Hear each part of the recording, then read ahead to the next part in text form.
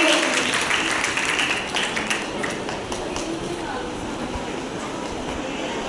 बिस्मिल्लाहिर्रहमानिर्रहीम। जनाबे सर और मेरे हमदर्द साथियों, अस्सलाम वालेकुम। आज मुझे जिस मौजू पर लफ्ज़ शायरी का मौका मिला है वो है यौमे दिफाए पाकिस्तान। शहीदों के लहू से जो ज़मीन से राख होती है, शहीदों के लहू से जो ज़मीन से राख होती है, बड़ी सरखेज़ होती है, बड़ी शादाब होती है। सरे जी वक़ार वही कौमें दुनिया से अपना वजूद बरकरार नसीब और जिंदा रहती है, जो अपना मज़बूत दिफा करती है।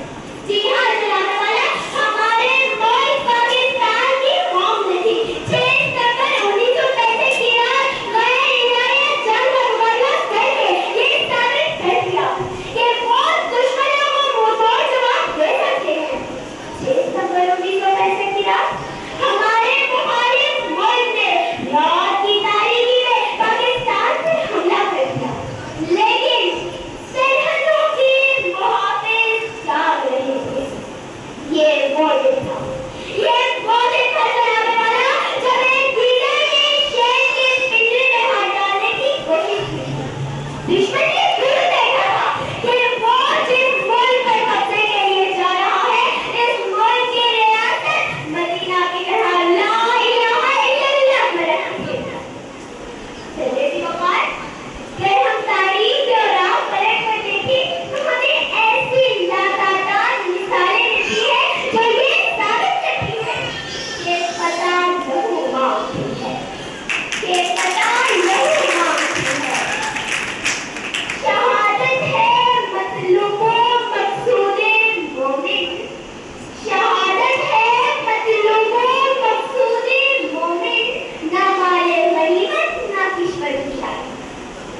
जनाबे वाला मेजर अजीज धरती ऐन आलम और बहुत से जाबाज शहीदों ने अपनी जान का नजारा देकर दुश्मनों के नापाक इरादों को नीस्तो नाबूद कर दिया और दुश्मनों को ये बराबर कराया कि दुश्मन की कदम आएंगी बेबाक वतन में, दुश्मन की कदम आएंगी बेबाक वतन में, हम उसको सुला देंगे उन मट्टी के कफन में।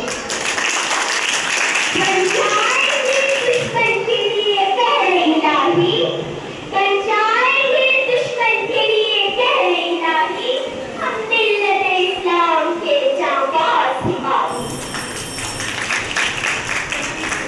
जनाबे सर, पाकिस्तान जिंदा है और क़यामत तक जिंदा और जाते रहेगा। मेरी दुआ है कि अल्लाह ताला आज भी हमारे नौजवानों में वही जज्बा, वही जोश पैदा फरमाए कि वो दीन इस्लाम के इरशाद के लिए और अपने मुल्क की हिफाजत के लिए मेरे जाबाज शुहदा की तरह इस वतन अजीज के नाम पर मर मिटने के लिए तैयार है। ए अर्ज़े वतन आज भी अपना ये अहद है, ए अर्ज़े वतन आज भी अपना ये अहद है, हम खैर वफ़ा खून से तहरीक करेंगे। मैं आखिर में बस इतना ही कहना चाहूँगी।